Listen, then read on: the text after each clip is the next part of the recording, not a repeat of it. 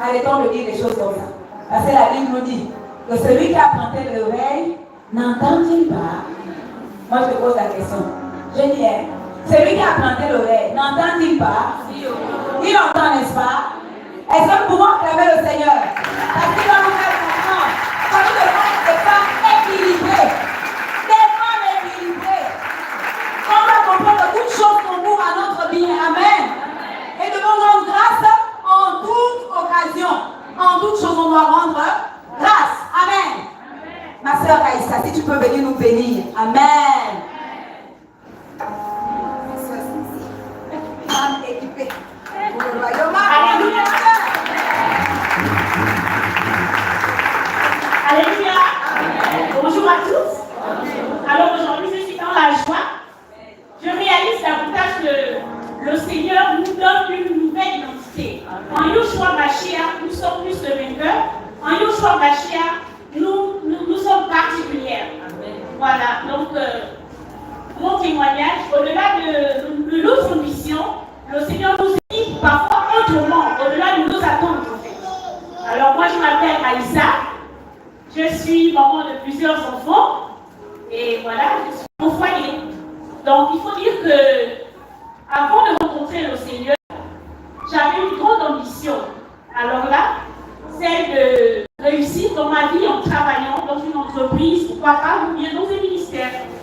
Étant issue d'une famille démunie, je me suis donnée à fond dans les études et je vais rencontrer le Seigneur à l'université. Je vais terminer mon cursus universitaire et le Seigneur va faire grâce de me marier. Je vais me marier, l'ambition est toujours là. Et arrivé au foyer, les enfants vont arriver. Et je vais continuer à chercher de l'emploi, à chercher à déposer les dossiers ici et là. Malheureusement, mon attente tend à s'effriter. Alors là, je me suis vue comme étant dans une grande maison, ayant plusieurs fenêtres. Et seule une fenêtre semblait fermée, celle du boulot. Parce que j'attendais vraiment ce boulot-là. Je voulais vraiment travailler. Mais le Seigneur a fait les choses autrement et je le bénis.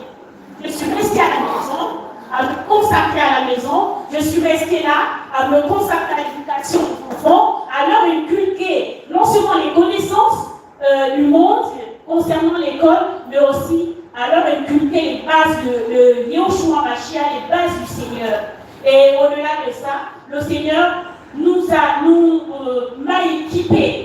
Il m'a équipé autrement. Au-delà de mes attentes, il m'a équipé autrement. Je me suis vue en train d'enseigner, d'encourager les enfants, d'enseigner et même de bâtir. Parce que concernant le Seigneur, il y a également des vies qu'on encourage, des personnes.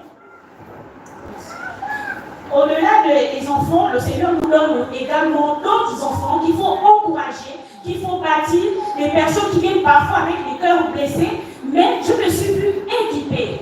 Et je bénis le Seigneur pour le thème de cette conférence.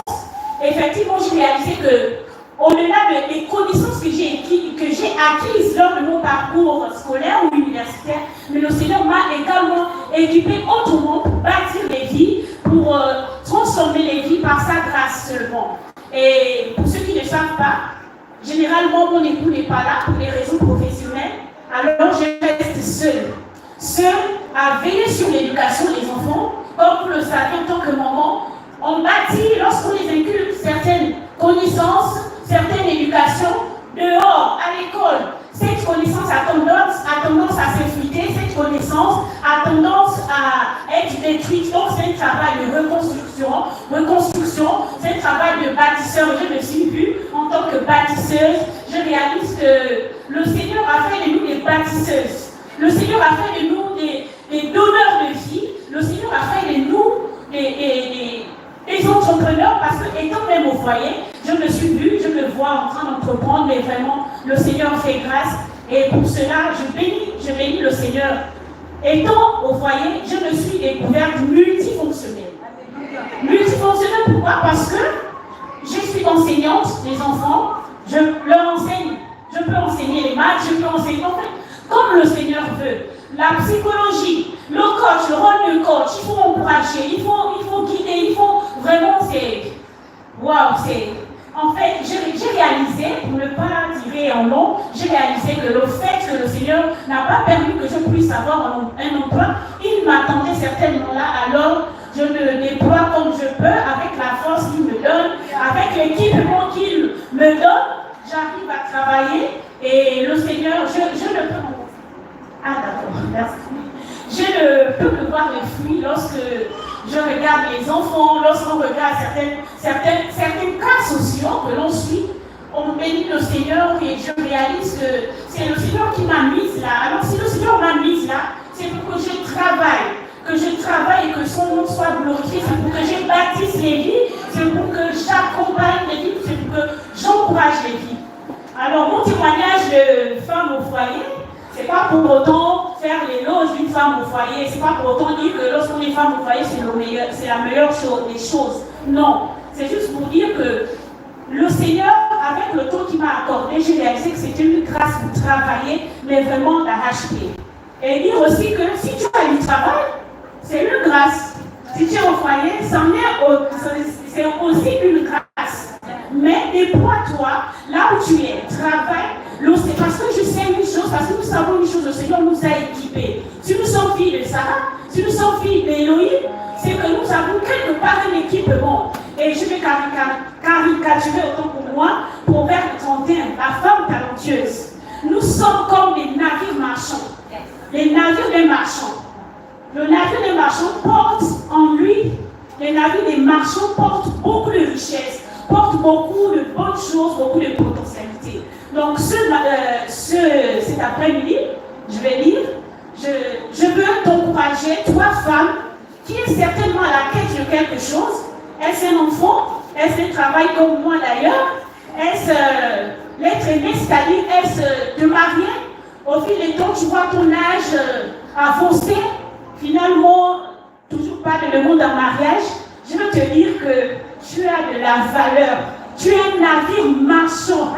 Tu ne manges pas le pain de la paresse. Alors, je t'invite à ne pas manger le pain de la paresse.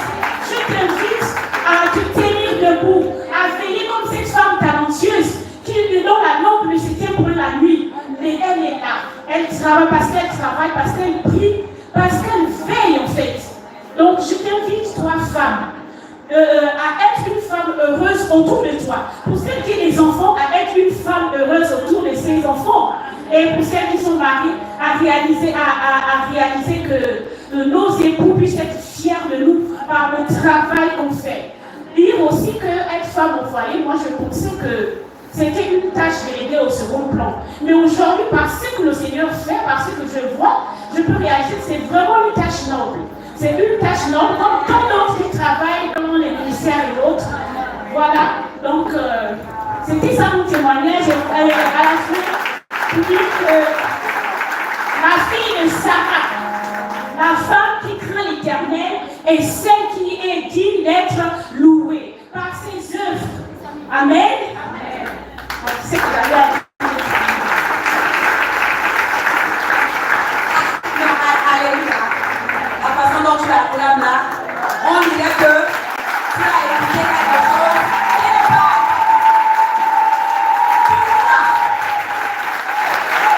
Amen.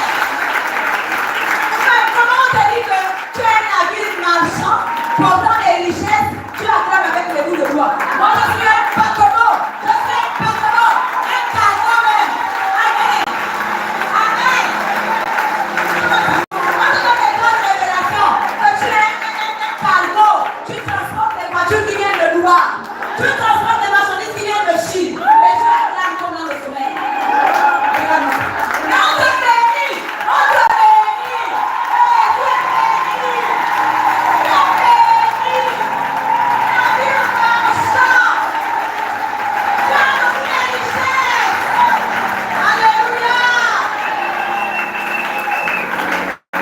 On a enlevé les blessures dans l'âme. On reçoit les bénédictions.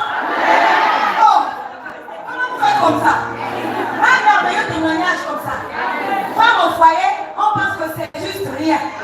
Mais c'est du travail même quand tu es en congé. Depuis le matin, tu travailles. Tu n'arrêtes pas. On vient t'appeler, on te fait les plaintes, on va te les tomber, on va arracher pour toi. C'est pas facile. Est-ce que vous voyez? Oh, félicite-toi toi-même. Alléluia. Et moi, mon ambition, je ne connais pas ton cas. La soeur a parlé de beaucoup de choses, j'ai noté. Je veux que mon mari soit fier de moi. Je veux que mes enfants racontent l'histoire d'une maman. Que non, tu l'es. Je veux que mes petits-fils disent que, hé, mamie, tu peux m'arrêter? Non, je ne peux pas m'arrêter. Amen. Parce que nous avons la vie que nous communiquons. Il faut que nous sommes venus ici pour être dégagés des chaînes. Nous sommes venus ici pour être libres de tout ce qui peut nous empêcher à être une femme rayonnante. Amen. Quand on met la lumière dans les ténèbres, on brille. Quelle que soit l'intensité de cette lumière, les ténèbres peuvent être épaisses à quel degré, mais dès qu'on met une petite lumière, petite soit-elle, elle va forcément scintiller. Alléluia.